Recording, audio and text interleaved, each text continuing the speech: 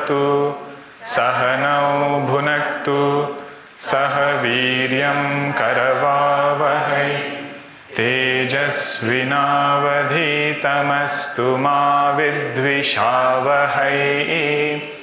Om Shanti Shanti Shanti. Samasta Jana Kalyani Niratam Karunamayam Namami Chinmayam Devam Satgurum Brahma Vidwaram Satgurum Brahma Vidwaram.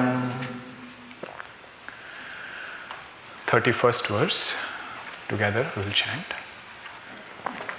Yajna shishtamruta bhujah yanti brahma sanatanam nayam lokostya yajnasya kutonyah kuru sattama evam bahuvidha yajnaha vitata brahmano mukhe karmajan vidhitan sarvan evam nyatva vimokshase. Did we chant that one also? Shreyan Dravyamayat? We did? Okay. Shreyan Dravyamayad Yajnat Jnana Yajnah Parantapa Sarvam Karma Khilam Partha Jnane Parisamapyate.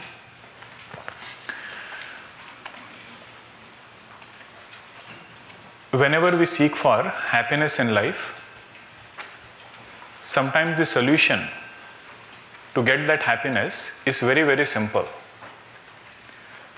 Not knowing that, we go on searching so many places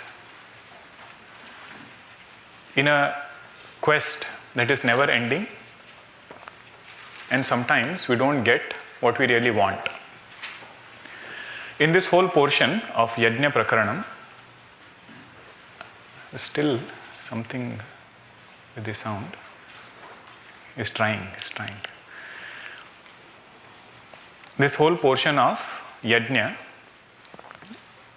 Bhagavan is mentioning here, if we can have a disciplined life, a good spiritual routine, that routine of spirituality itself will bring a lot of joy in our life.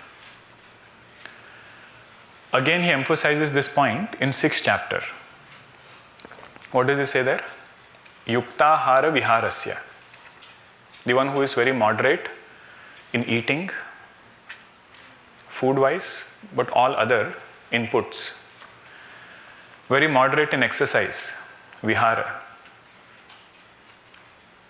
Moderate in sleeping and waking.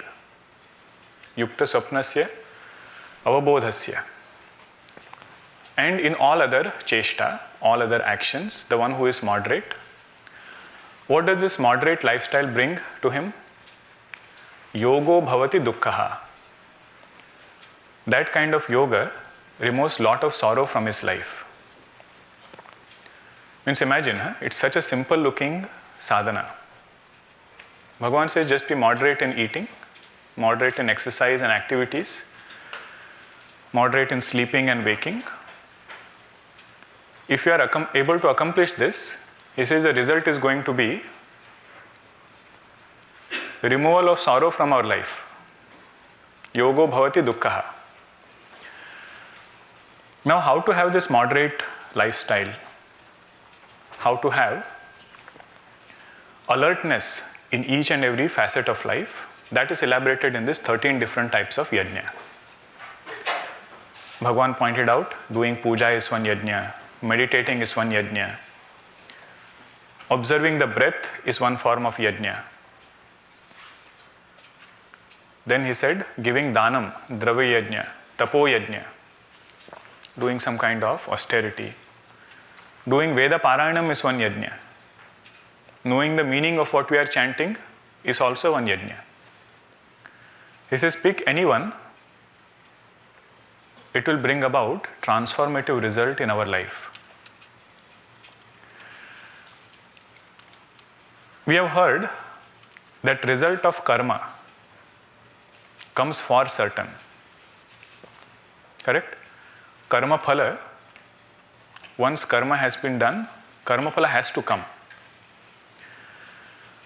Means if I touch fire, I do the karma of touching fire. As a hand has to get burnt. You take any other karma also, you'll find the same thing. If I eat, I should feel full. Now this is true for every karma.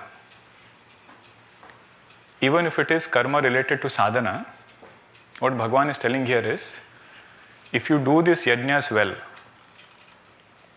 the prasada of yajna has to come in our life. What is the prasada of yajna? He says, yajna shishta amruta bhuja. Amruta means a pleasant mind, a cheerful mind, a deeper mind for that sadhaka. Bhagavan says this result has to come. Just like in other karmas, karma phala was for certain. Here also, karma phala is for certain. But think about it. Do we feel that way? Do we feel result of our sadhana is coming to us for certain? You say, Bhagavan, I have been doing it for so long. Nothing is happening. This can come to a sadhaka. If this question comes, Bhagavan says, pay attention to the word yatayaha samshita vrataha. Yataya means, are we relentless in that sadhana?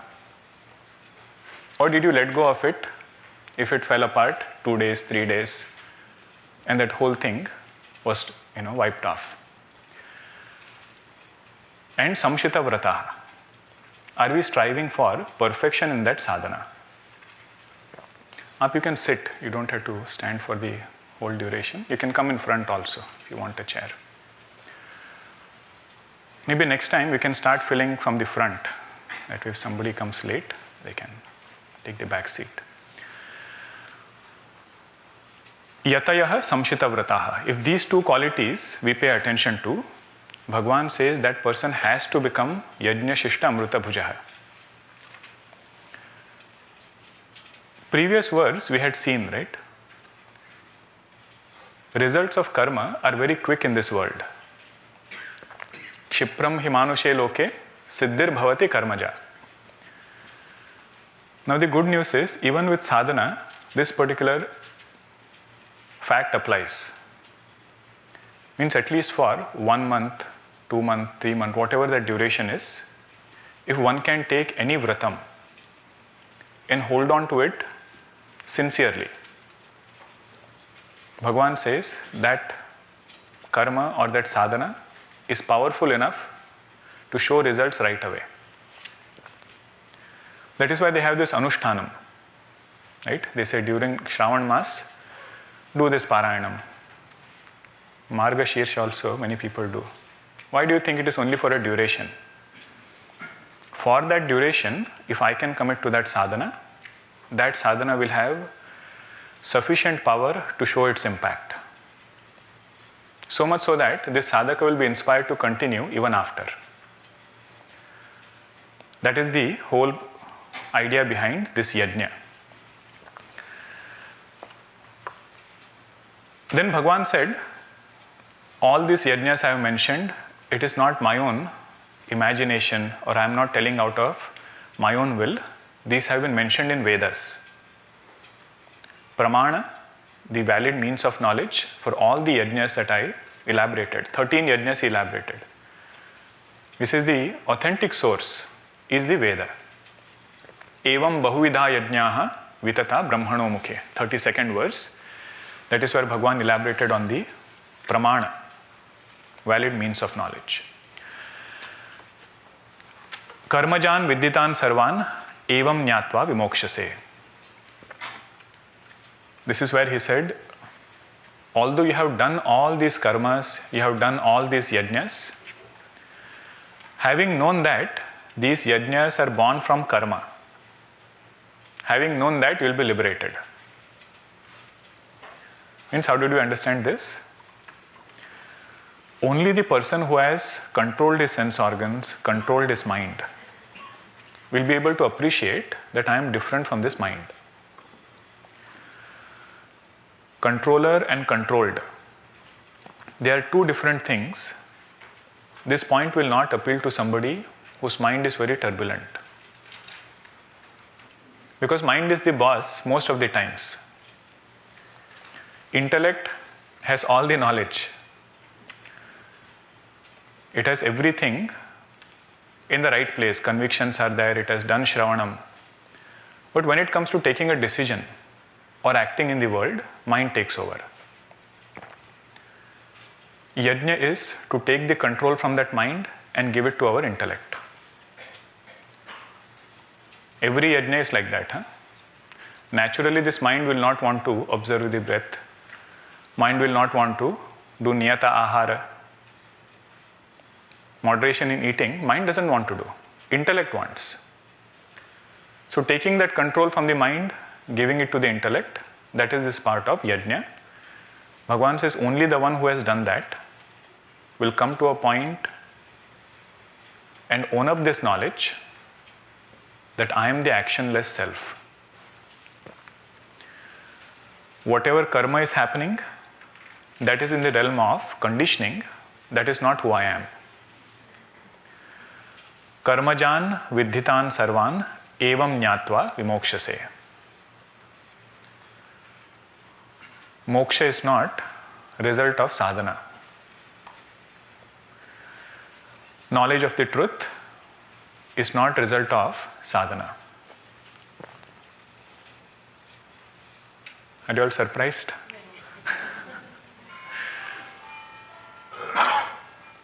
Whenever we say bondage is because of ignorance, liberation is due to what?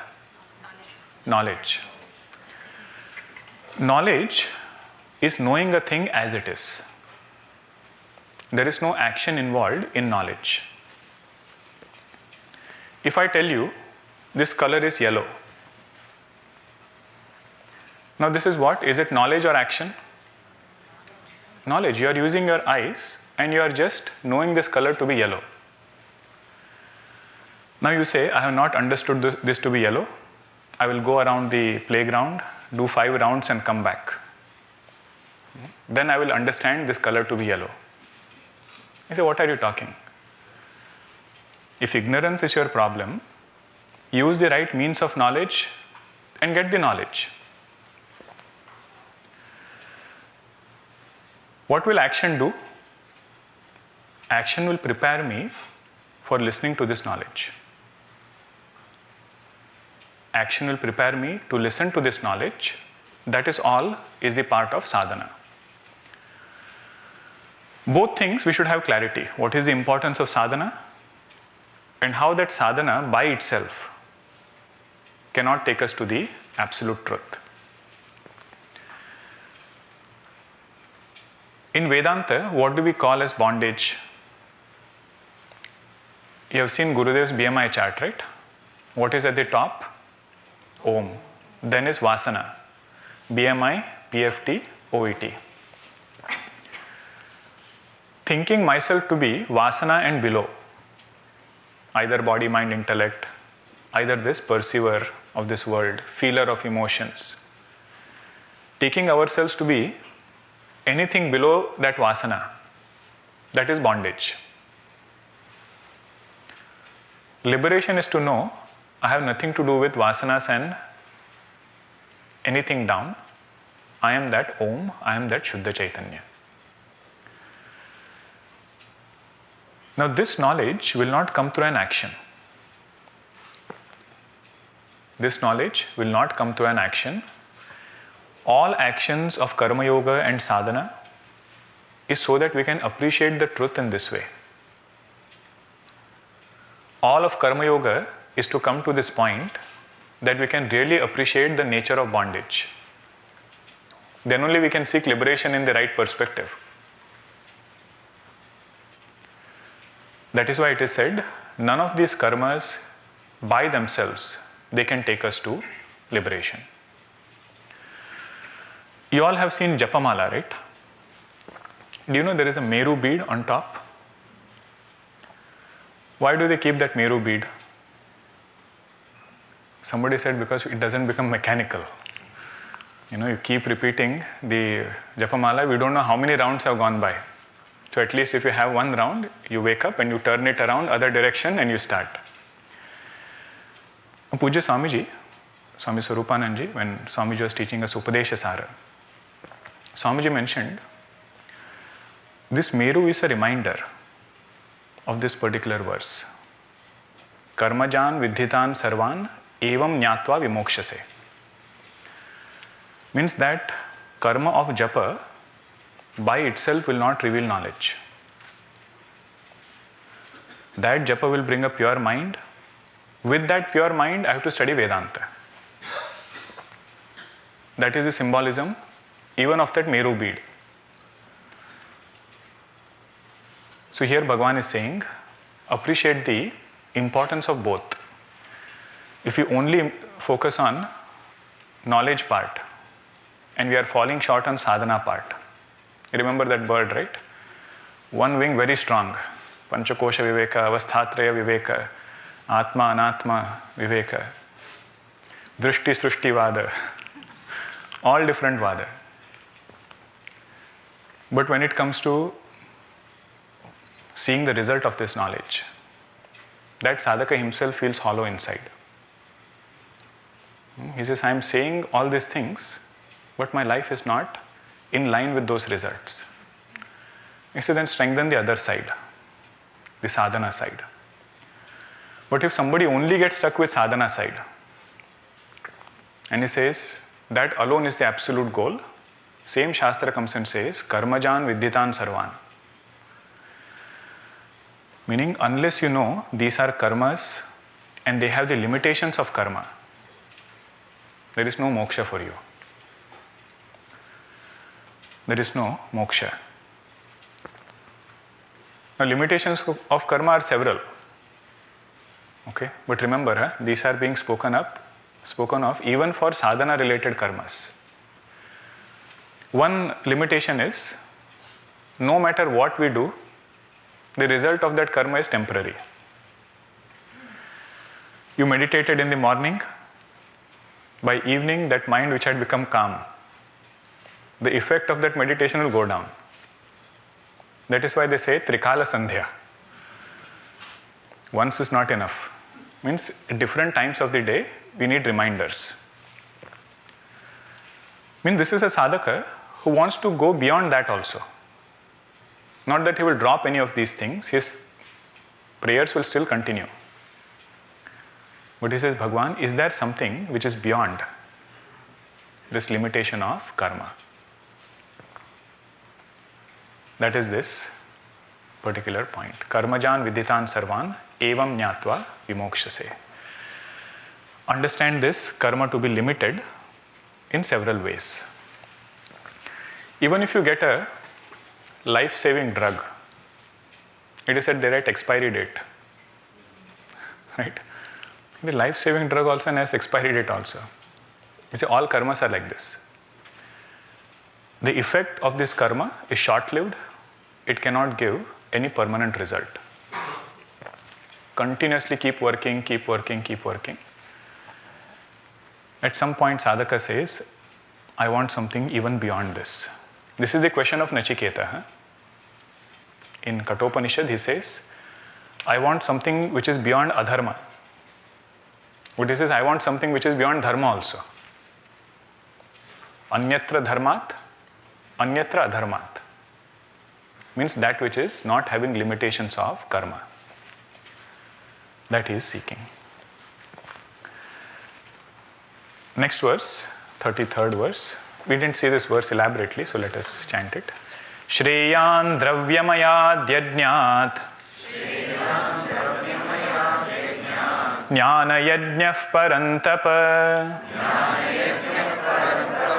Sarvam karmakhilam partha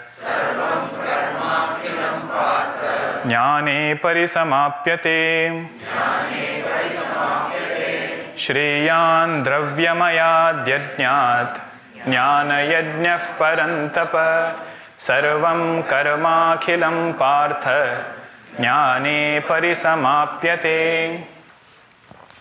Dravyamayat yajnat Jnana Yajna Shreya. Compared to doing a yajna with all dravya, this Jnana Yajna excels, or it is greater than Dravya Yajna. Then Bhagavan says, all karmas, whatever sadhana we have taken up, whatever other karma yoga we are doing, the culmination of all these karmas should be in knowledge. If that has not happened, Bhagavan says the purpose of karma is not fulfilled. If karma keeps us in karma, if karma keeps us in more karma, Bhagavan says that is not the fulfillment of karma. Same thing Raman Maharshi also said, huh? Kruti mahodadau patana karanam. These karmas, if we don't have right perspective, it is like an ocean where we can drown. Kruti mahodadau patana karanam phalama shashvatam gati nirodhakam. Means that karma which should have taken us towards the goal, that same karma will become an obstacle, gati nirodhakam, towards our goal. Now how will you understand this? One Mahatma Ji, he would explain it in a very simple way. He said, if you are hardworking, that hard work is so powerful, it can bring lot of prosperity outside. It can get us lot of prosperity outside. I mean, this hard work can buy us a good house. Put it as simple as that. Then he said, if you can do punya karma, that punya karma will ensure we can live happily in that house. Two different things. Huh? Karma by itself brought artha, money, wealth. That wealth brought a house. But that artha by itself cannot ensure happiness. He says, for that I need punya karma. I need sat karma, devotion to Bhagavan, sadhana I need. With that I can make sure that my mind is strong enough. I know how to relate with everybody else. He said you can live in that house happily with punya karma. What was the first one? Karma. Second one is sat karma or punya karma. He said the third one is, if you do nishkama karma, then we can live happily in that house studying Vedanta. All three, huh? And when we look at our life, our prayer to Bhagavan should be, may you bless us with all three. May there be no negligence on the hard work part. May there be a lot of prosperity outside. But we don't want that prosperity at the cost of happiness. May there be joy also in our life. But what is the point if that prosperity becomes an obstacle towards moksha? He says, I want joy, I want prosperity, at the same time I want desire for moksha. That will come through nishkama karma. Nishkama karma means selfless action. All three. So how will you look at this verse? Compared to the first two types of karma, third one is the supreme most. Why? Because that was the goal. That is why we started the first two. If we start walking to some destination, walking itself is not the goal. Right? Walking itself is not the goal. You have to go and stop somewhere and say, I have reached my destination.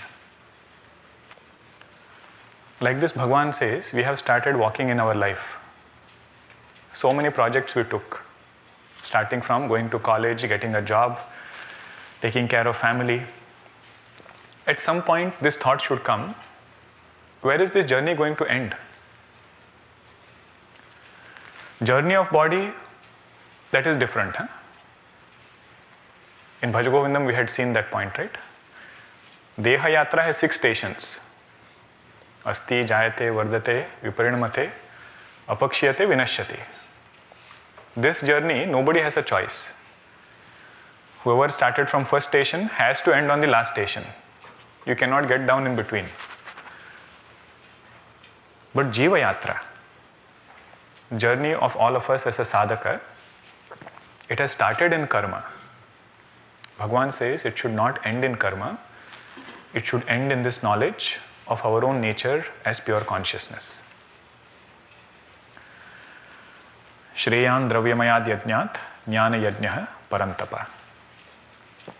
Compared to this, Dravyamaya Yajna, Jnana Yajna is greater. Now, Gurudev would share a story for this particular verse. That is to show how doing satkarma with a pure intention is better than just doing some kind of karma.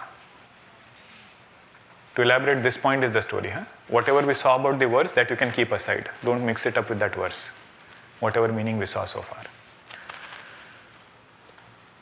It is said there was a king, I wrote down his name also, Rajasimha Pallava. Rajasimha Pallava, he was the king of Kashi. And he was building a big temple, Lord Shiva's temple. And when he started building, a lot of artisans he called, very fine, intricate artwork, everything he did. And the day before the Prana Pratishtha, he has a dream from Lord Shiva. It was a Shiva temple. He has a dream in which Bhagavan Shiva comes and says, please postpone the date of your Prana Pratishtha. I cannot come tomorrow. I have another temple to go. I have another appointment. I cannot come tomorrow. Please postpone it. Now this devotee, this king asks Bhagavan, who is there in my kingdom who is building a temple, whose Prana Pratishtha you are going to and you are postponing my date? He said there is a devotee called as Pusala. Pusala. In Tamil, it means one who has smeared ashes on the body. He is building a temple, I have to go to him.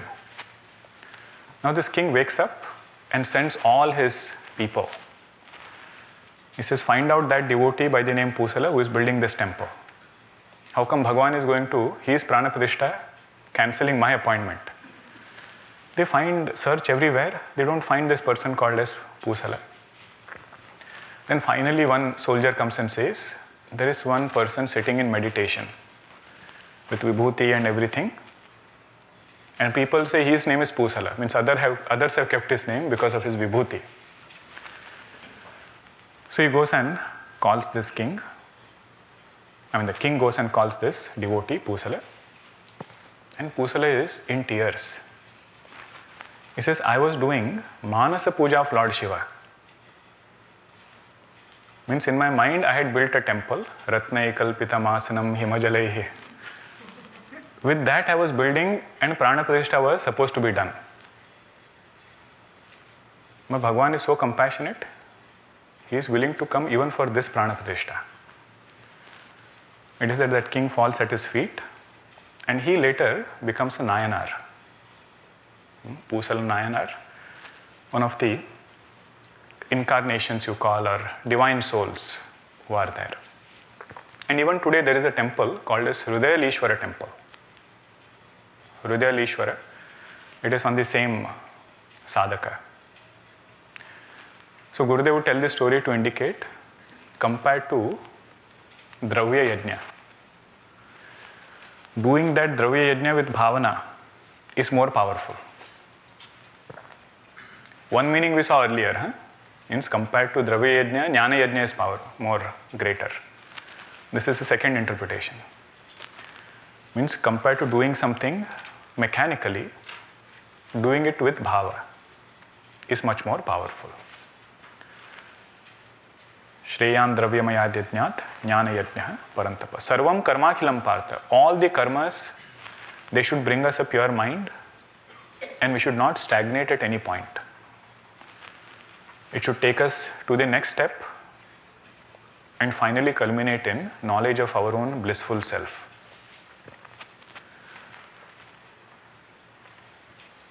In second chapter, there was an analogy given. Do you remember that analogy? Yavan artha udapane sarvatah samplutodake tavan sarvan vedeshu brahmanasya vijanatah. Means all these results that karma can give us, that is compared to a puddle of water. And the ananda, the joy from knowing our own blissful self, is like a flood of water. He says if there is a flood, that small little puddle doesn't appeal anymore. Meaning in that bigger source of joy, all smaller sources are already included. There is one text called as Jnaneshwari. Jnaneshwar Maharaj has written. It's a commentary on Bhagavad Geeta only. There he says, even if you put several stars together, it cannot compare daylight. Means you put the brightness of several stars together, it cannot still compare to daylight. Like that, all the sukham from karma is that, light from the stars. And Brahmananda is like sunlight. He says, with that bhavana, look at karma. Okay. I hope both the perspectives are opening up more for us. The importance of sadhana part, at the same time, how to look at it in the light of knowledge.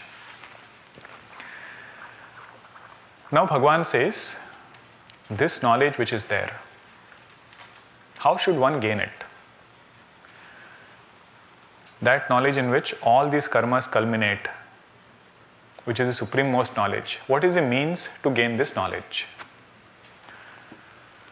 Sometimes when you listen to a very melodious concert, and if that child has desire to learn music, what is the thought that comes?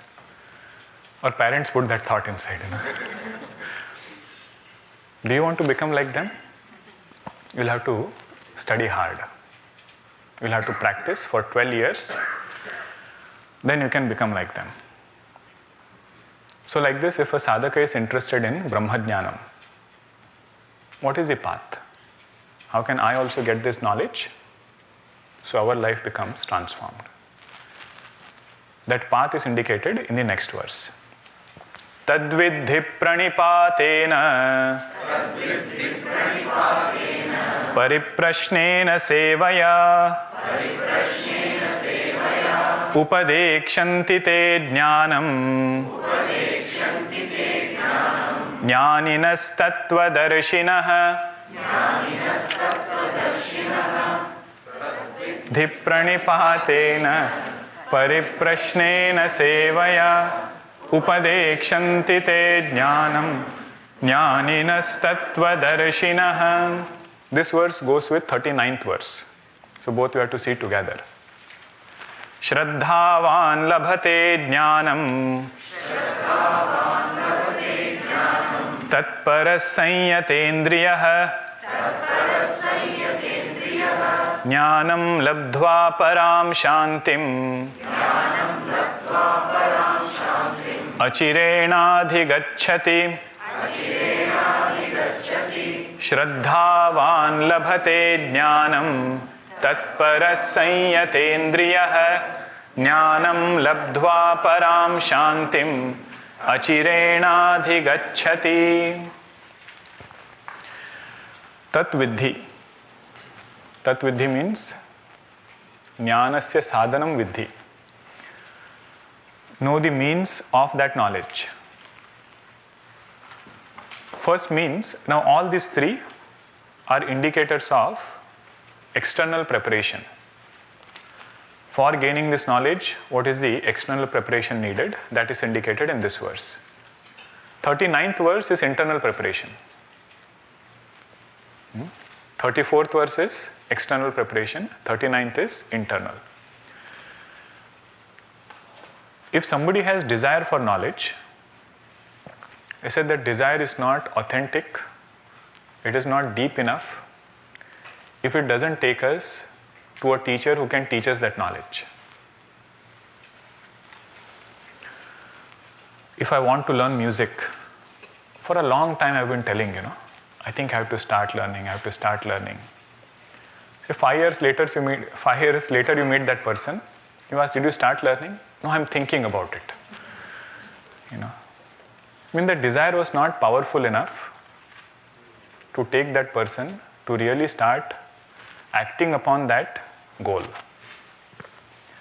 Like this, if somebody wants Brahma Vidya, that Brahma Vidya quest should take that seeker to a teacher. And how should you approach the teacher? Gurudev would dramatize this part. You should don't go and say, "Hi, Guru, teach me Atman." He says, no, go with pranipata. Pranipata means with this humility that I am here to learn. Harnessing of potential energy, when does it happen? When there is a difference, right, in height. Whatever is up there, that water has to come down. He said that humility of the seeker brings all the knowledge to that seeker. Pranipata means that, going with a sincere inquiry and with this bhavana that I want to learn. See, this is true even in transactional world. Imagine you join a new workplace and a new person joins. He comes and asks you something. You start responding. But before you have completed something, he already has his own point. Before you have completed explaining, he says, "Oh, no, I know. What you are going to say, I know." What will be your bhavana? You will not share. Unless the recipient is willing to listen, the one sharing will not want to share. Somebody asks you a recipe. How do you make this thing? Now you start telling them, okay, you bring this ingredient, put these things. Moment you have told 2 steps, that person, "Oh, no, yes, I know. Remaining part I know." That is when the conversation will stop. Even if it continues, it will be very superficial. So pranipata has that power to bring all the knowledge from the teacher. That is the beauty. Gurudev would say pranipata is mental surrender. Physical expression of pranipata is dandavat pranam. But it's not necessary that our mind also surrenders. That surrender of the mind to the teaching, that is called as pranipata. Some traditional teachers, they would not like this theater arrangement in universities, right? They would say knowledge has to flow from top to down. Here the student is sitting up. And they would say, people say it is visibility reason. He said in other pravachans, there are 100,000 people sitting. तो वक्ता कहाँ पाताल में जाता है? Means if you need good visibility for 100,000 people, does he go in Patala Loka or what? Means everybody can see. It is more of a mindset. And you see in today's university, how do we go? We go with this bhavana that this professor doesn't know what he is teaching. I know more than him. But our traditional bhava is, if you want that knowledge of this professor, go with pranipata. And that can bring about transformative results even in secular education. What to talk about spiritual education. Pranipata means that going with genuine interest. After pranipata comes seva actually. The meter demands that pariprashna, asking questions, is before. He said we have a right to ask questions only when we do seva. Who is saying this? The teacher of Prashnopanishad says this. 6 students come to Pippalada Rishi in Prashnopanishad with 6 different questions. They come pranipata, they do pranams, bring everything for the teacher. Can I ask a question? He says, no. Stay here for 1 year, I will observe you. I will observe what is your seva bhava first. After that, if I know answer to your question, then I will answer. Means imagine the burning desire that the student should have, and his faith also. Otherwise, 1 year he has waited and he doesn't even know whether teacher knows the answer or not. So he says that is this part of seva. See, all these topics are beautiful. Every word we should try to reflect more. What is the purpose of seva? Purification of mind. Ahankara going down. If we can bring this bhavana in the Savior, that my well-being is your responsibility. If we can bring this bhavana in the altar of seva. See, seva always has an altar. Huh? You cannot say, I am doing seva. You say, of whom? You say, of my Bhagwan. So while doing that seva, bringing this bhavana that my well-being is your responsibility. If that happens, you say the purpose of seva is accomplished. Means it is going in any action with this feeling that I am receiving much more than what I am giving.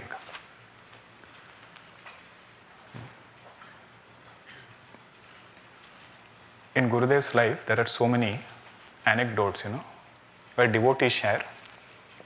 They learnt more from Gurudev in his seva, much more than what they had learnt through his discourses. That is the power of seva. And he said, what did you gain? He said, our well-being is his responsibility. Spiritual well-being, in what path we should be going, all of that will be their responsibility.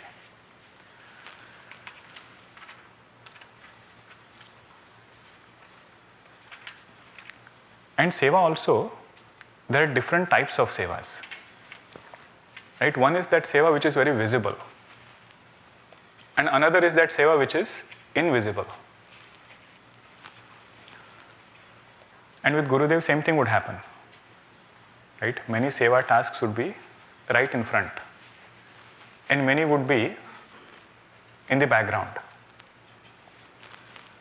So once Gurudev was having a satsang, everybody was sitting and somebody was singing. And Gurudev suddenly calls the organizer. And he says, the people who are cooking, they are in a different building. He said, go and tell them Swamiji sends his love. Means that seva which is invisible, which is not seen, even they are remembered by the Savior.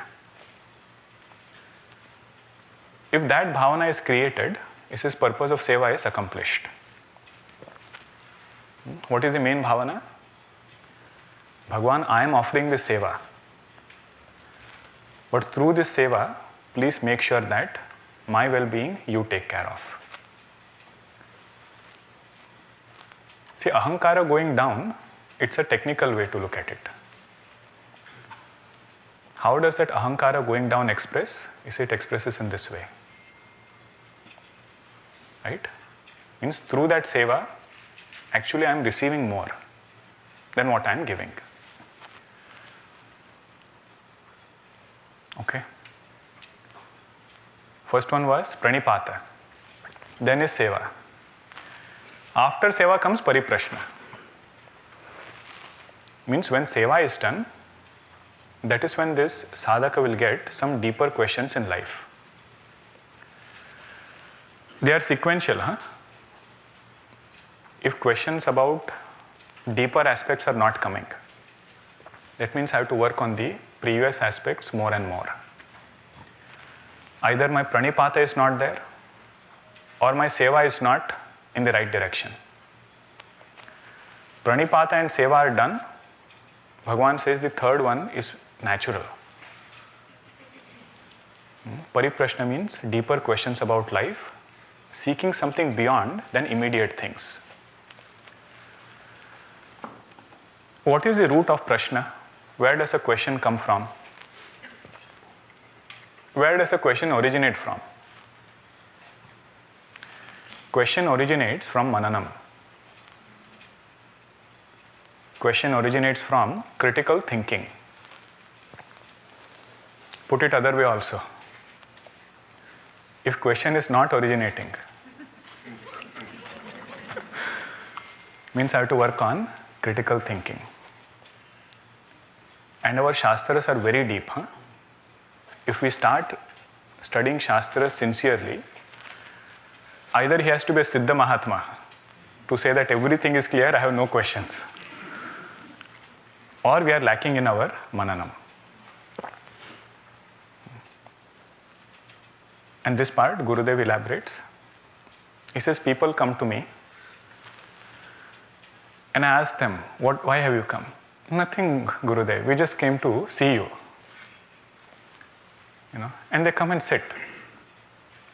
And he in his own dramatic way says, I have first-hand experience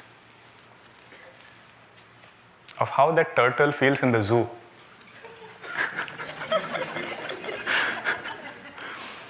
Everybody coming, just looking, sitting, and going. He says, if you have come, let us have some satsang. 4th chapter you have heard Gurudev, right? No? 4th chapter you have not? Okay. He says, I have first-hand experience. See, somebody who has a pure heart, we don't mind any of these examples. Because he said something on top of it also. Not only will they come, he says, they'll bring something also. He says, that part also, when I look, this verse is what comes to mind. Tadvidhi pranipatena pariprashnena sevaya. There are both sides. Darshan of Mahatma gives lot of punya. Don't discount that fact also. Just their darshan gives punya. But what they expect from us is think. Whatever is given, churn it very well, and don't always look at Vedanta from the lens of Vyavahara. See, little bit of it is okay. How do I apply this in practical life, everyday life? But a stage should come where we can independently look at Vedanta also. True or not? See, somebody who is teaching Shastriya Sangeet, always if you talk about performance, what will the traditional teacher say? Learn music for the sake of music. Don't learn only to perform. Like that Vedanta teacher also says, stage should come when we can study Bhagavad Geeta for the sake of Bhagavad Geeta. And that is so powerful, all Vyavahara will fall in place. You don't have to separately worry about it. Tadvidhi pranipatena pariprashnena sevaya. If you look at all the texts in Vedanta, you will find this pariprashna. Right? Student is there, teacher is there, student comes to the teacher and asks a question. Viveka Chudamani, he says, Ko nama bandha, katam esha agataha, katam pratishtasya, katam vimoksha. What is the nature of bondage? No vyavaharic questions. Directly asking about what is the nature of knowledge. Even if vyavaharic question is there, he is seeking a spiritual perspective. Vedanta doesn't put down vyavahara. All it is saying is, seek Govinda. Any Upanishad you take. Kena Upanishad, what is the question of the student? Kene shitam patati preshitam manah, kena prana pratamah praiti yuktah. That is good. Means what is that by which this mind is propelled to think? He is not asking about how to control the mind. He says, what is it that propels the mind? That is pariprashna. Now it could be vyavaharik prashna also.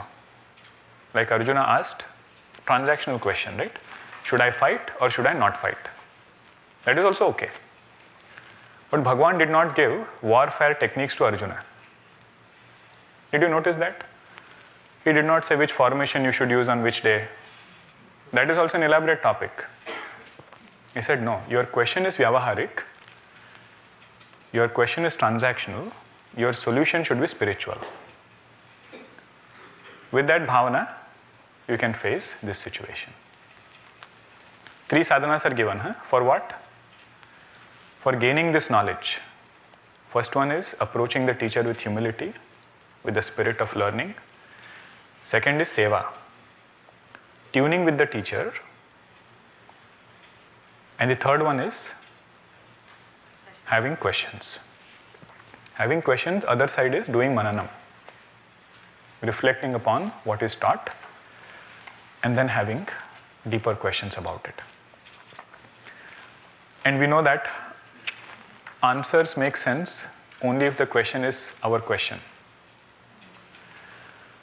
There was a Q&A. That video is still there. Gurudev having a Q&A with different sadhakas. And one devotee was asking questions. Gurudev says, no matter how hard I try, no matter what answer I give, unless you are receptive to this perspective, there is no way I can answer your question. Means it's like, he says, I'm throwing a ball at you and you're constantly dodging it. Constantly dodging it back at me. He says, that is not going to work. Means our question has to be our question. That is when answers given in that perspective will appeal to us. This happens a lot. Generally, somebody asks a question. Either we relate to it directly and feel this is my question, and then we appreciate it. Or later at some point, the same question comes to us. And then when you discuss, you realize, the same thing we had discussed earlier also. Didn't you listen at that time? I say, I listened, but it didn't appeal at that point. So prashna is the main ingredient in Jnana Marga. The main factor which will keep us going further on this path of knowledge. Then what are the remaining ones? 39th verse, Bhagavan says Shraddha. 3 qualities he mentioned in 34th verse. 3 more he is going to mention in 39th verse. That's why we connected both of them. He says the one who is going to gain this knowledge is not buddhiman. Man and one means one who has that thing. One who has dhanam is called as dhanavan. One who has gati, speed, is called as gatiman. Gatiman. One who has buddhi is called as buddhiman. One who has shraddha is called as shraddhavan. Ma and va, don't worry about what happens when. Both of it happens. Okay. Some places it happens man, some places it happens van. Okay.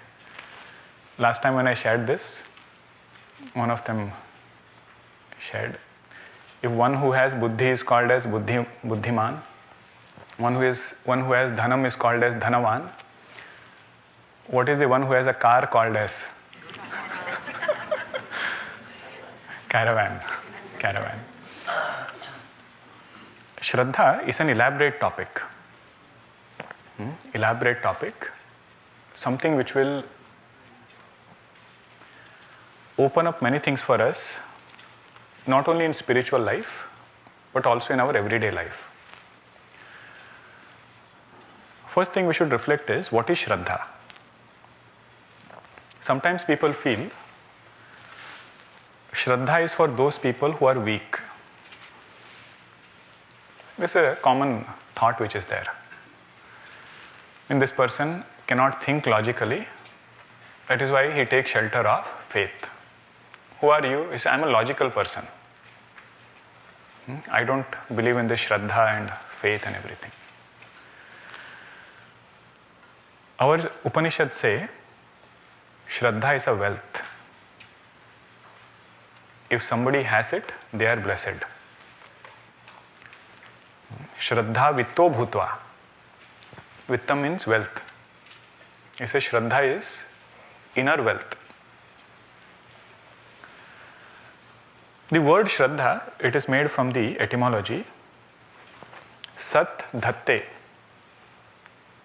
Sat dhatte yaya vritya iti Shraddha. I'll explain, but you can write down if you want. Sat. See, these are precise terminologies. All Mahatmas, after their lot of deep chintanam, they come up with these short terms. Our job is just to hold on to it, benefit from it. Sat dhatte yaya vritya sa Shraddha. What it means is, Shraddha is that ability which allows this intellect to take a thing to be true. Shraddha is that ability which allows my intellect to take a thing to be true.